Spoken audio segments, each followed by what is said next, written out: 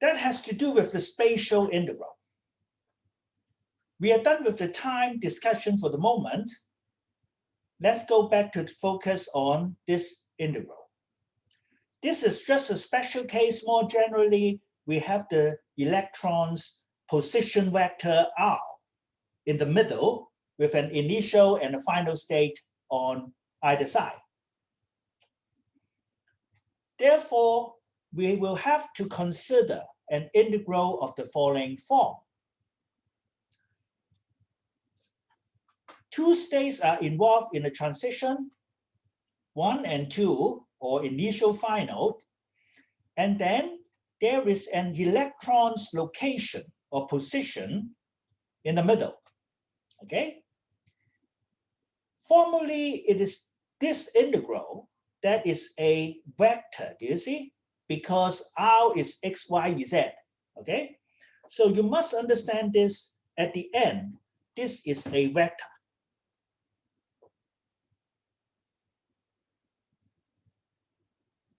What I mean is that this integral, you do the x part,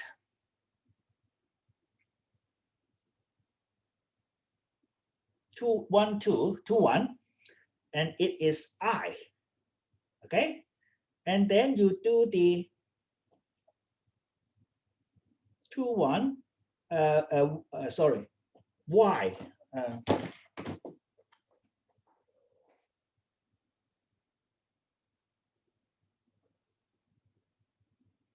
So you do this integral, you will get a x,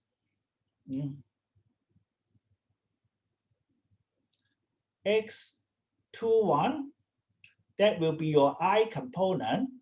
Then you do a y21, that will be your j component. Then you do a z21, that will be your z component, okay? So the integral in general is a vector. That's fine. You dot it into the E field, okay? And you use this whole thing to dot it into the E field that has x, y, z component as well. And that is the total complete form of what we want to calculate, okay? So let's move on. But sometimes we can look at this spatial integral one by one, and depending on the occasion, one or two of them will be important for the physical situation. For example, linear polarized light along Z. Now that is something that you can pick. You just tell me linear polarized light. That is to say the E field always oscillates in one direction perpendicular to the propagation. Then you call that Z, so that's fine, okay? So when linear polarized light occurs, then you pick up this, right? But there are situations that you have circularly polarized light where the E field is rotating on a plane perpendicular, that is the propagation direction, and the E field is rotating on that plane as it propagates.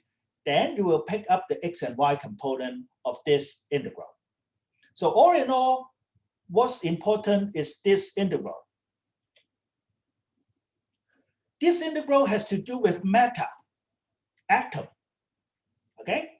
So the initial state is some atomic state. 1s, for example, it will be 1, 0, 0, okay? Final state, another atomic state, 2p, for example, there will be 2, 1, and then this one will be 1, 0, minus 1. You have three choices, okay? Now, for those of you who really want to see the calculation for this integral, for the case 1s in hydrogen, 1, 0, 0, to some 2p state, for example, 2, 1, 1, okay? The TA will have to do it for you this week. Okay, go to exercise class, the TA will have to work it out for you. It turns out that that can be done. X, Y, Z component, one by one, that can be done. Because we have the analytic form for the two states. Here, I just want to show you the physical picture, not caring about the precise number that comes out, okay? But that will be sufficient for the selection rule discussion. Now I plug this as initial state, plug this as final state, okay? So I will have final state, okay, with the complex conjugate. So this is my final state. This is my initial state. And then if I have linear polarized light, I only care about the Z1 for the moment. Therefore, I need to put a Z, okay? And I need to integrate over all space. Since we are using spherical coordinates, all space is to integrate over dr squared sine theta dr d theta defined, okay? So the whole thing is the volume element. Now, let's collect the radial thing. So you have an r squared from the volume element, but writing Z in spherical coordinate as r cosine theta, there is an other r comes out. Therefore, the radial integral part will give us this standard form. You will have an r cubed dr. If you look up 1s 2p, then you have some integral to do, okay? And that will be usually the harder part. But let me tell you, this one is not going to be zero.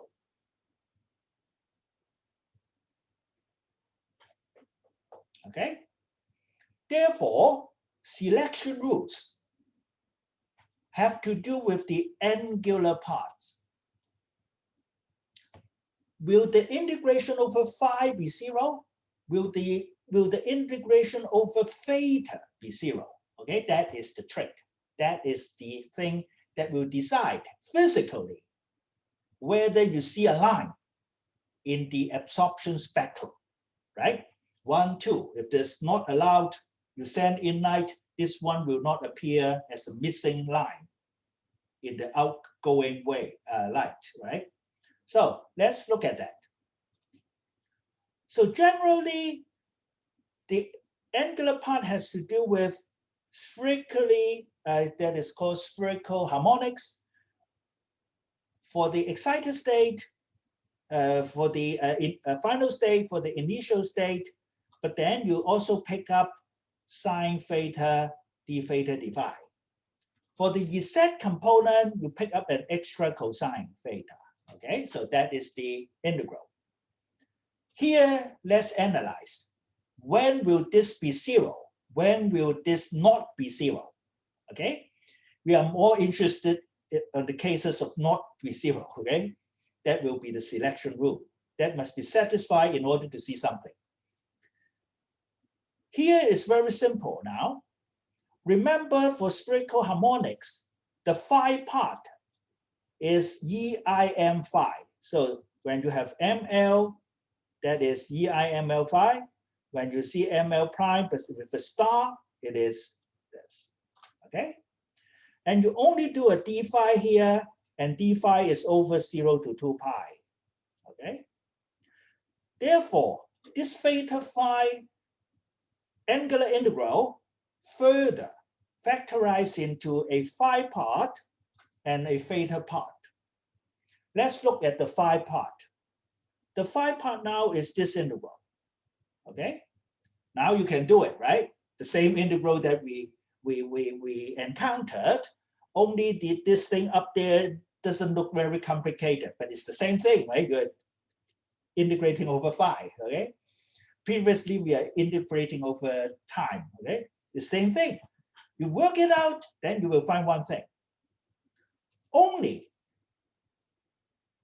when ML of the final state equals the ML of the initial state, for linear polarization, this thing will not be zero, okay?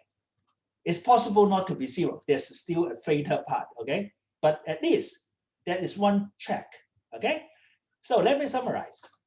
In order for this not to be zero, we already have one criteria. That is a selection rule. Delta ML must be zero. That is to say, initial final should have the same value. Okay? If you start with 1S, 100, you use linearly polarized light, you can get it up to phi 210. That is a particular 2p state. Okay, something that you will call 2pz, I think. But you cannot get it up to 211 if you use linearly polarized light. That is our conclusion. You see that from quantum mechanics. Okay, so you see, we already get the very first selection rule, not by memorizing, but by reasoning. Okay, that is an enrichment of your knowledge, I hope. But it is not the end of the story. So far, we only test when the phi integral is not zero. The remaining thing is the theta integral. So there will be a theta integral. Okay? Now,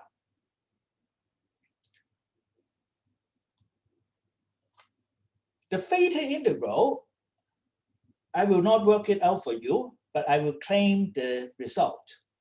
The theta integral is not zero only when we have delta L being plus minus 1. That is to say, when we have some z in between, we cannot go from 1s to 2s.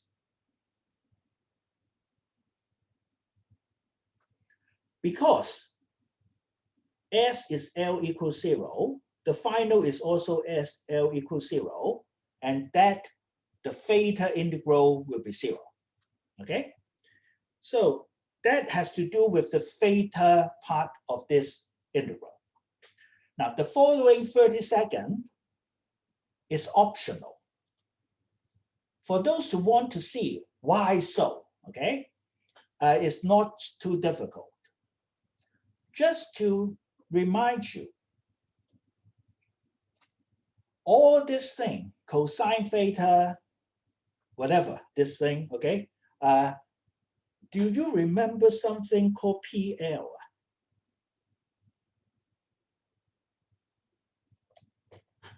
This is the, what do you call it? Legendre polynomial. Have you encountered this?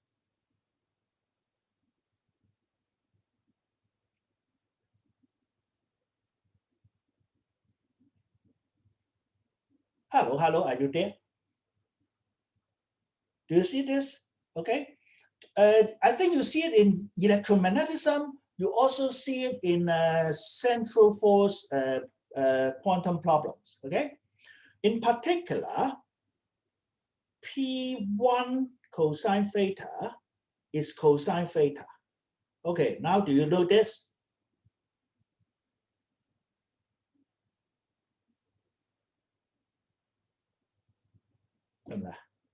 Okay. So therefore, cosine theta behave like P1.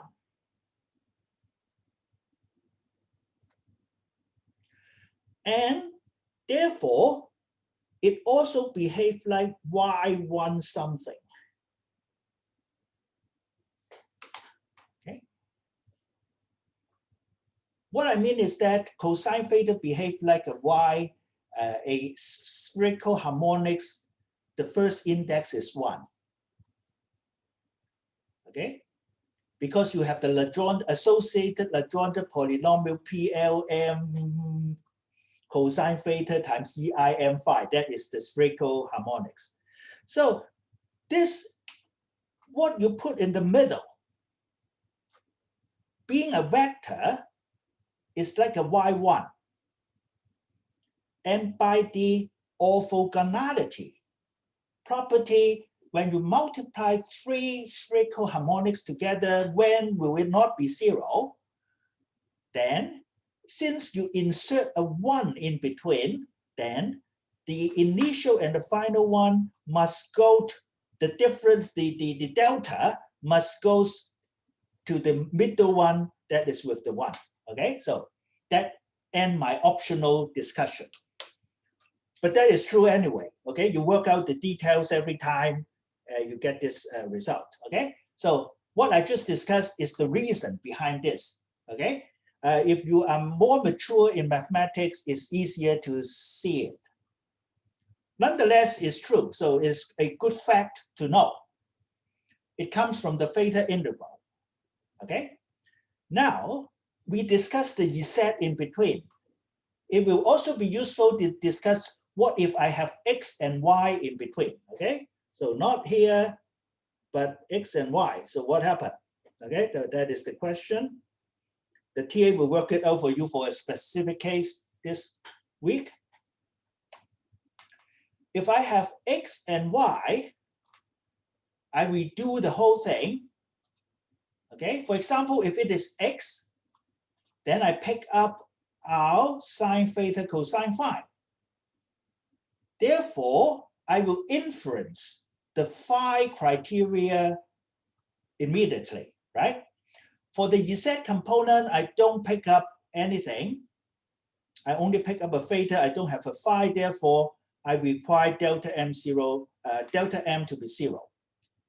But now, for X and Y in between, I pick up a cosine phi. Cosine phi is this. Now you can do the integration over phi again. You have two parts. Either term, if one of them is non-zero, then you are done, right? So one term will say delta ML is +1. Another term will give delta ML is -1. Okay? Then you go to the sine theta part, the theta one, you still get this conclusion. Okay? So that is the whole story behind selection rules. So in summary, the next time in atomic physics course, whatever, you see selection rules telling you that allow the transitions. Delta L must be ±1, delta ML is 0 ±1. You shouldn't be surprised. There is a good quantum mechanical backup for that. Okay? Nothing fancy, nothing fancy. But to remind you one fact, our theory, this particular integral that's come into our consideration is related to electric dipole mechanism. We start out with this, well, dominating mechanism. So when we say not allowed, it's not strictly not allowed. We haven't tested the weaker mechanisms. So when we say something forbidden, it is naturally not that strong, okay? It's only telling you that what we suppose to be the most important mechanism, this particular transition will not occur. But you may play with other things, right? There are two possibilities if you follow the theory logically and sensibly. First, try a magnetic dipole mechanism, electric quadrupole mechanism, something else. All right? Make sense? Go back to your E&M, look up something called multipole expansion of a charge distribution. What we just did,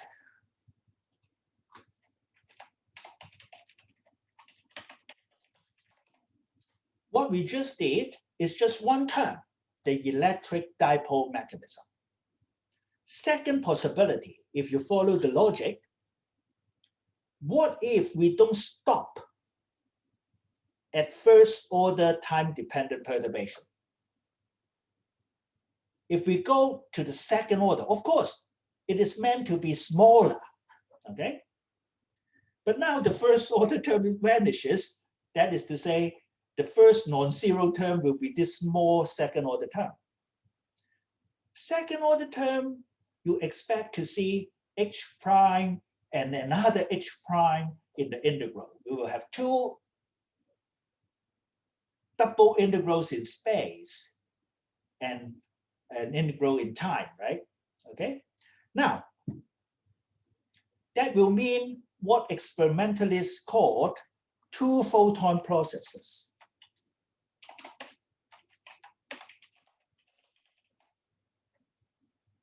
Because you may be using some other states as the bridge. So your initial one goes to something called 3 and then go to 2. Now you need 2 steps, but that may occur. So the beginning is 1, the end is 2, so it is there, okay? Of course, it is a weaker process, but two photon processes can be observed day in and day out in good laboratories.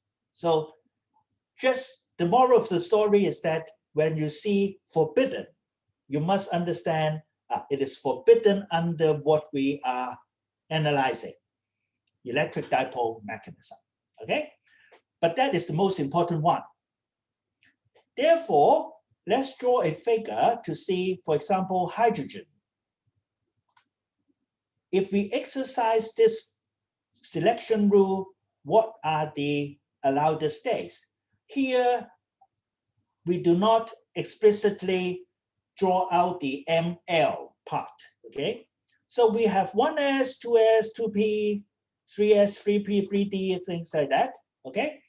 All the arrows are the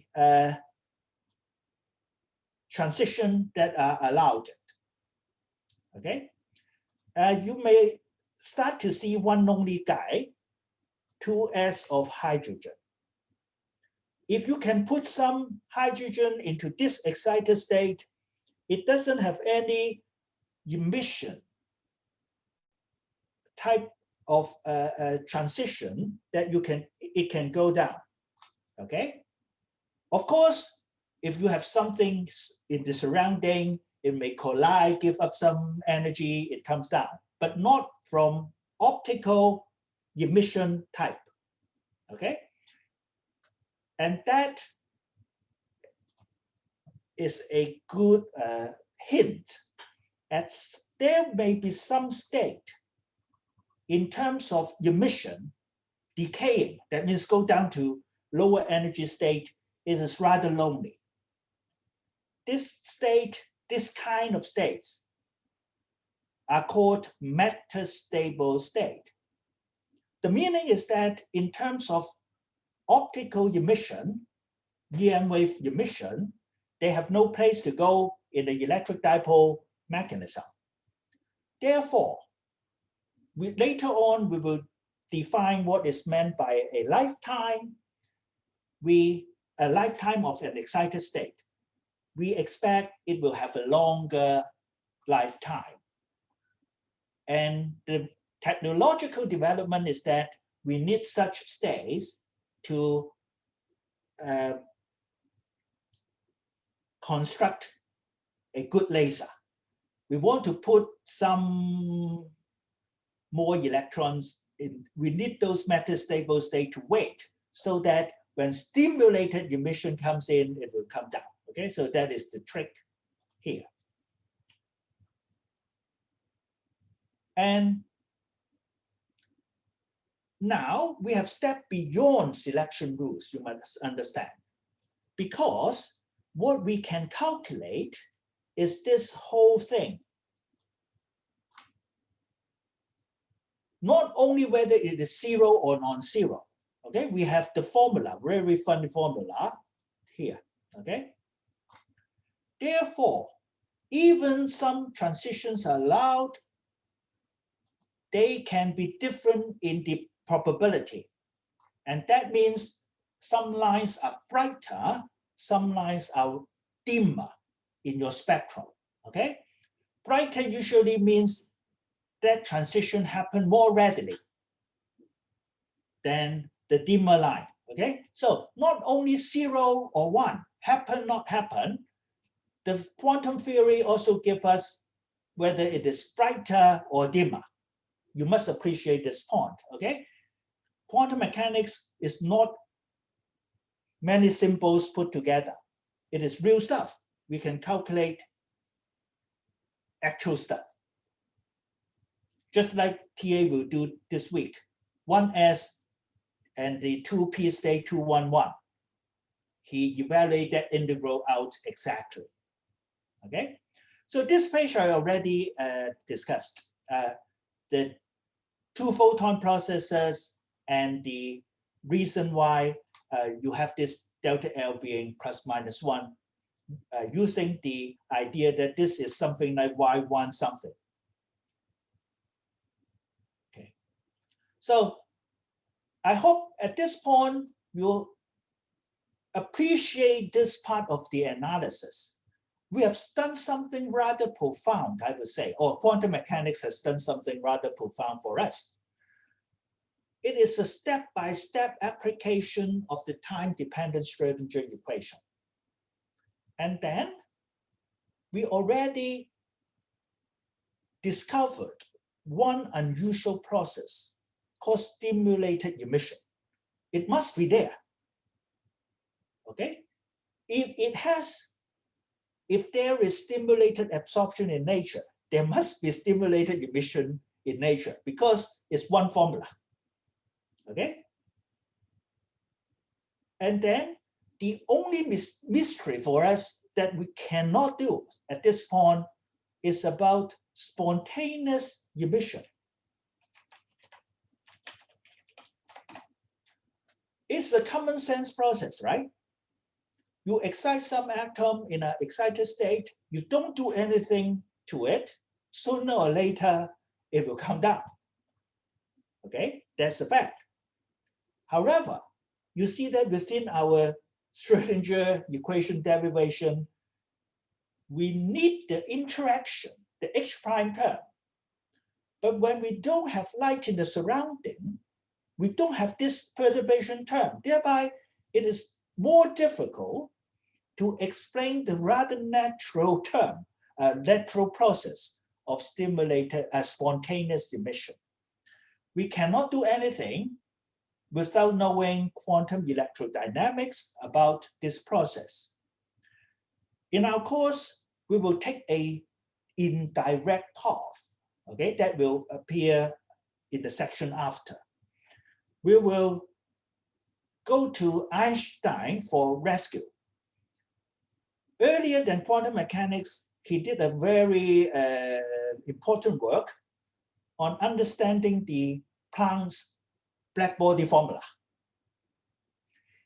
In the way, he discovered stimulated emission. But for us, it's natural, it's there, quantum mechanics.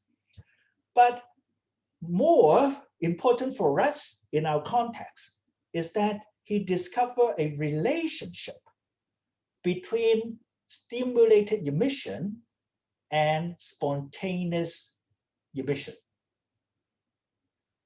There is a particular relationship between the two processes. That will be perfect for us because now we have a formula for stimulated emission. If we take Einstein's relationship between spontaneous and stimulated emission, then with no effort, we can understand spontaneous emission, okay? Without going to quantize the EM field. So this is our strategy. But before doing that, we need some preparation. The preparation is to rewrite our answers in a proper form that we can make use of. So this part is short. I would say there is a piece of new physics, but otherwise it is rewriting our answer into more proper form. First, to go with experimentalist idea. Second, to make contact with Einstein's work that we will discuss later. So that is the purpose of these 10 pages. First, I copy what we have. So this is stimulated absorption, going from 1 to 2, but you know it works also for stimulated emission as well, same formula. So I take that as our starting point. I do two things here, okay? I hope that your E and M serves you well. First, I multiply half. This is epsilon 0. The epsilon 0 in your E and M. Okay? So I have no right to do it, so I have to cancel it. Okay, so I've done nothing. But I hope that when you see this particular group of things, that reminds you of this is the energy density. This is the EM energy density stored in the EM field. Okay, right? Do you know that?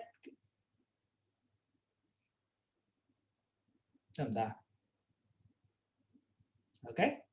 Now you must understand that it is a density because we still, you know, if you want the EM energy stored in this whole volume, you have to integrate over it, okay? You get this first in electrostatic, even in the capacitor situation, I think. You see this as the energy stored in a capacitor, but that is electrostatic. But you go to EM wave, you also see this, okay? Now let me represent this part by U, that is the usual symbol for energy density. I use a label omega because in our discussion so far, we are considering monochromatic incident, okay? That is to say a single omega, infinitely sharp, no other mixture, okay? We will relax this a bit later. So that's why I use this omega to label it, because this goes with cosine omega t, okay? So this is energy per unit volume. If you want to have a physical sense about this, this looks like the intensity, all right? Now, if you go to the lab, there's an incident light into a system. Usually, what you have is a spread of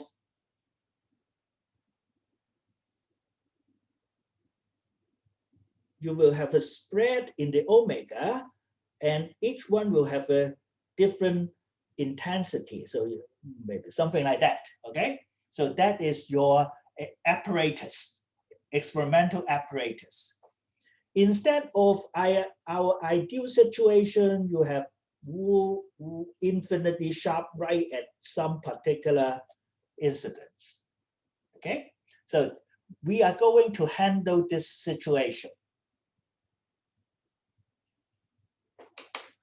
The next thing I rewrite, well, or I'm lazy not to rewrite, is just to remind you that this thing, okay, is very sharp at some particular h bar omega, and the area under the curve goes like t.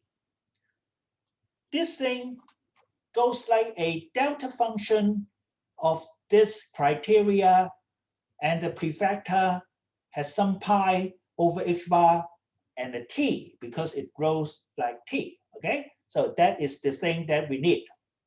Let's move on. So more practically, as I already introduced, there is always a spread in your incident light. So we are going to generalize it to non-monochromatic situation.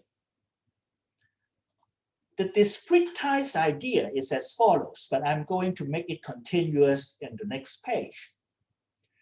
you may think about it as I have a component omega 1, omega 2, omega prime over a range. And each one has its own intensity. Okay, that is the term that we introduced. But if we treat that incidence light as a continuous distribution in omega, then we need to introduce a energy density for the incident light. That is to say, U omega, which is now a continuous function, and with an interval d omega, this will be the energy density of the incident light in this interval of frequency. Okay? Now the idea is as follows. For each composition, I know this answer. Okay, I mean this one. Each omega, I know what it is.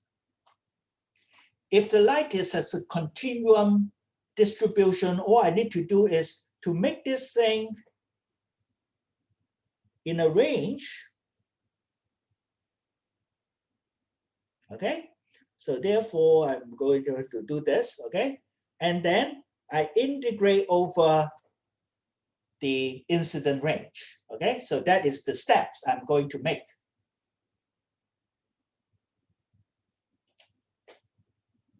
This is what I'm trying to depict here. So all in all, I'm doing the following steps. For each interval, this will be the incident intensity, the energy density in that interval, okay? And therefore, I know for this tiny interval, I have the answer, okay? That's why I need to prepare for the U. Notice that I have an epsilon 0 already introduced because hidden in here, there is an epsilon 0 in the definition, okay? So now I use the previous discussion. This function is sharply peaked like a delta function, and it has a time in front. So I use this representation of this function. If you want a picture, it corresponds to the following picture. This function alone is very sharply peaked here, okay, as discussed. Now my incident light has an omega distribution. Comparing to this axis, this omega distribution is rather broad on this scale, okay? Now this is very tiny, narrow peak. Therefore, out here is non-zero multiplied into 0, no distribution, no contribution. The only contribution comes from when it hits this resonance.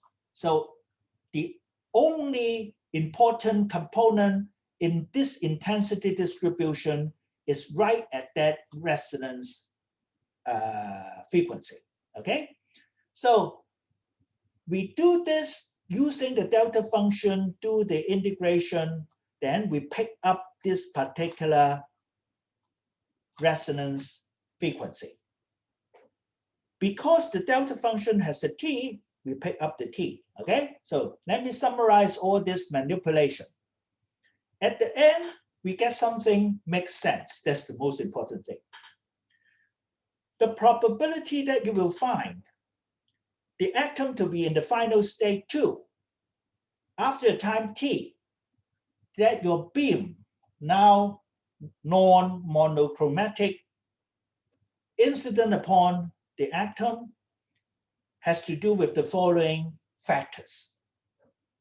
The probability is proportional to the strength of your incident beam at the right frequency. Now, that makes sense, right? Okay, and that you can interpret it very close with some factor of speed of light, something like that. that is close to the intensity at that particular frequency. Okay. Then it is proportional to E square this Z matrix element square. Recall, if you put one factor of E in there, this is the electric dipole moment. Okay, so you pick up the electric dipole matrix element squared. This is the selection rule. This is the right frequency. You see the argument. It also depends on how strong your light is. Now, everything makes sense, common sense. And now, after our analysis, it goes linear in T. This probability at time T goes linearly in T. Okay? So this is the big conclusion up to here. The next step is to define a rate, transition rate. That is to say, per atom per unit time, what is the probability that this transition occurs? Okay? So here, I just summarized what I just said about this makes sense, okay? Next step, I have to divide this thing through to the other side. I will get the rate, the transition rate. That is something that you can look up in data bank.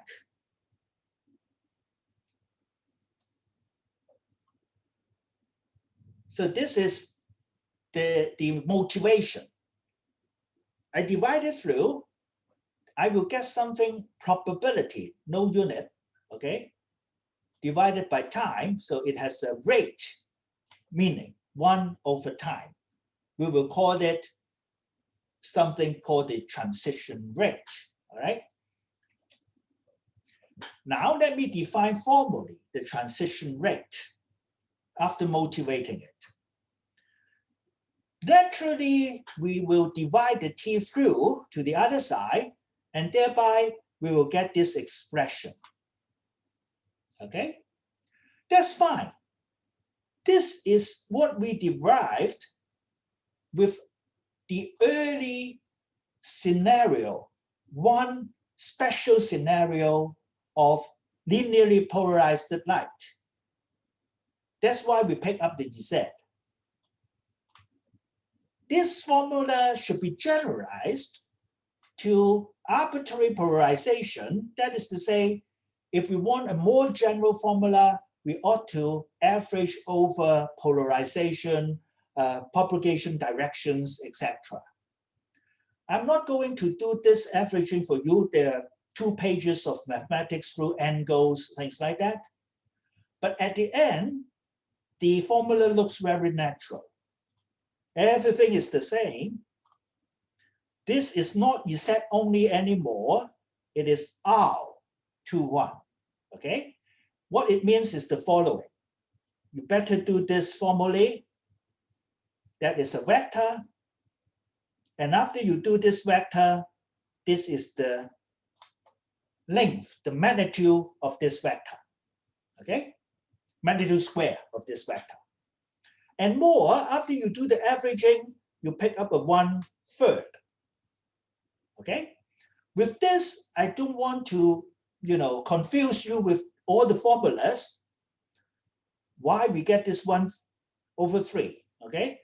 What my philosophy is that even if you ignore this 1/3, you will get the right order of magnitude of the transition rate. Good. The most important thing is whether it is 10 to the -8 per second or 10 to the -5 per second, right? Whether it is 0.1 or 0.3, it doesn't matter. Well, ballpark purposes. Okay, so therefore, I would just claim this general result without proof. But I think it is enough motivation to get to this form.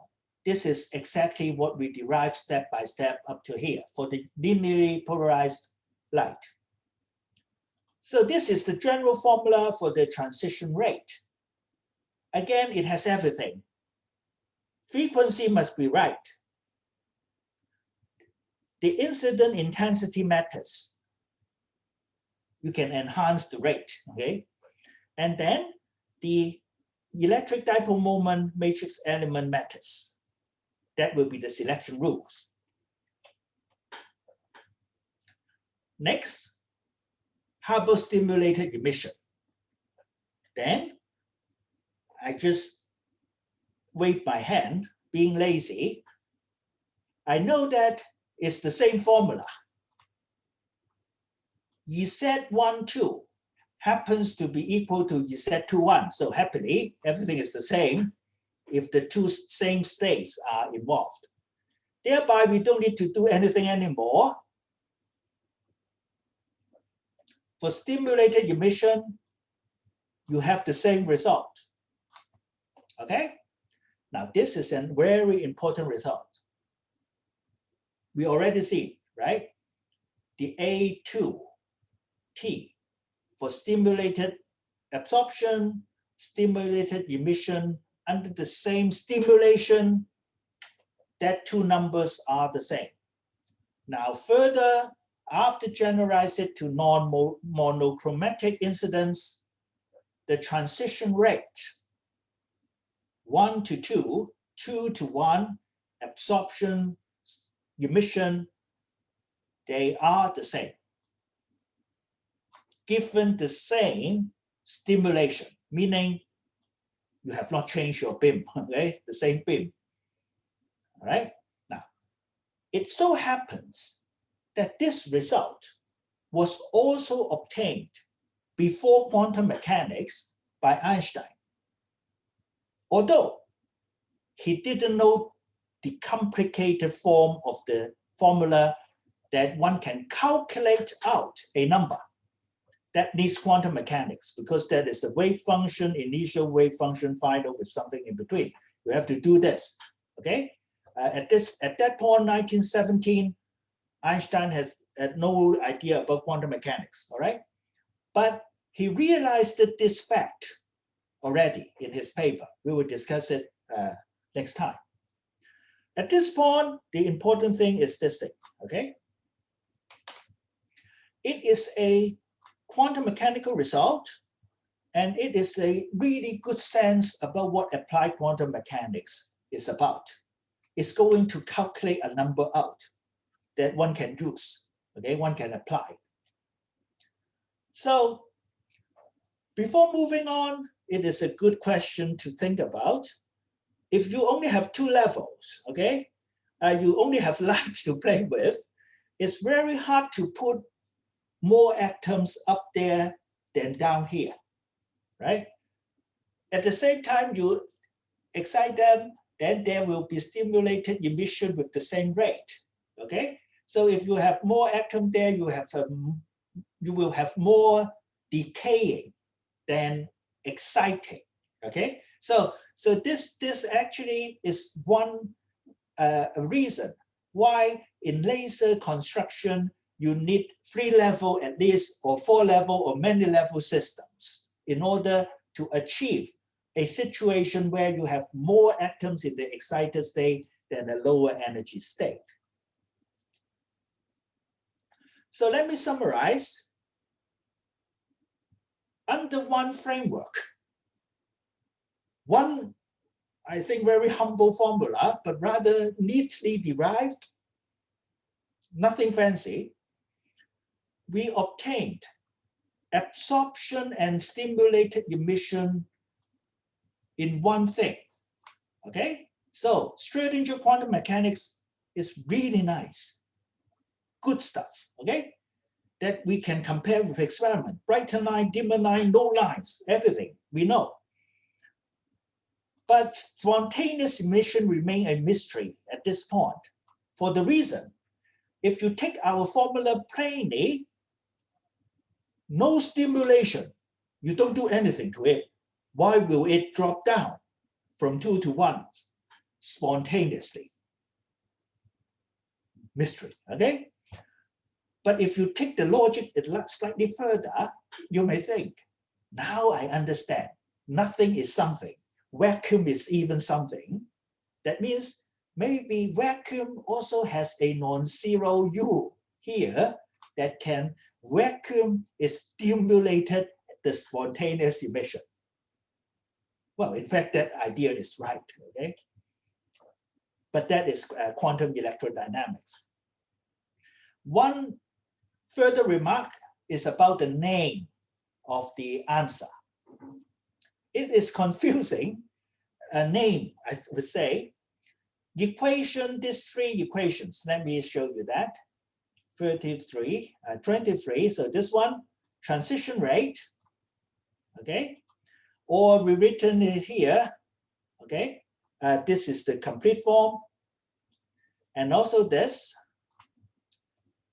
they are examples of something called the Fermi golden rule. Fermi golden rule usually give me the transition rate of something. So you have two states, from there to there, you have transition rates. Nuclear decay, this is the initial state, final state is a smaller one, and something right up, okay? What is the rate that happened? You use the Fermi golden rule as well. But the first paper to use this time-dependent perturbation expansion, last time I introduced, was by Dirac. So Dirac also got this formula very early on. I think Fermi used it more widely, so at the end they are called the Fermi golden rules. There are many forms. There is another generalization. What if this is my initial state, all right, but usually, for example, in a solid, you don't have discretized, isolated state. You will have a group of states that the initial state can go into instead of only one, okay? Therefore, what can you do, okay? But from our analysis, we know 1 to 2. I have another formula for 1 to 2 prime. I have another formula for 1 to 2 prime prime and so on. So I add them up just like what we generalized it for the non-monochromatic light. Then I can also derive another Fermi golden rule, okay? Maybe I give you a homework, it depends, okay? That you can generalize to this case, the same way as we did for omega. Therefore, the transition rate will also have to generalize to from one initial to a group of final states, all right? That is related to something called the absorption coefficient in experimental physics. This is something measurable, not only about 2 level, but in a group of states. In solid state physics, you have this absorption coefficient. Again, just to remind you, 1 over lambda is a time, and that may be related to some time if I flip it, right? But lambda is 1 over time, so 1 over lambda is a time, okay? Next time, I will introduce spontaneous emission through Einstein's work, and the lifetime of an excited state is formally defined by, if I don't do anything to it, how long it will stay there. That is to say, it is related to spontaneous emission rate. We need to discover what Einstein said about spontaneous emission that we don't know and stimulated emission that we know. So we have this formula, we don't have this formula, but Einstein said this equal some factor that. Wow, wonderful. We just copy that formula. We know this quantum mechanically. Therefore, we know spontaneous emission quantum mechanically. So we stole, well, we will take a formula from Einstein, and then we will know something that Einstein didn't know. That's rather profound, okay? So I will end the discussion here today. I hope that now you have better appreciation of what applied quantum mechanics is about, okay? It's not about very fancy ideas, some things like that. very concrete questions, and we have formula that we can calculate some numbers out. Finally, just mention again, this week, the TA will work out concrete example, transitions, hydrogen 1s, 100 to a 2p state. I think it's 211.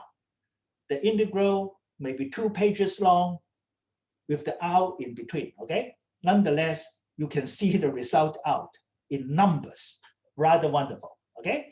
So I'm done today. I will stay for some questions, all right? And please ask your friends to come back to class. Thank you.